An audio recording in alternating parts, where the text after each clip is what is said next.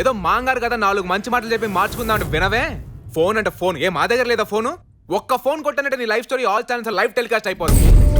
ఆ రూట్ వద్దనుకునే కదా ఇంత కష్టపడింది. ఏంట్రా నీ ధైర్యం? అది నా కూతురిని మీ దగ్గర సాక్ష్యాలు ఉన్నాయనే కదా.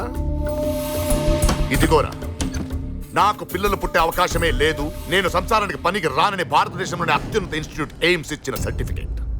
ఈ ఒక సర్టిఫికేట్ చాలరా నేను తప్పించుకోవడానికి.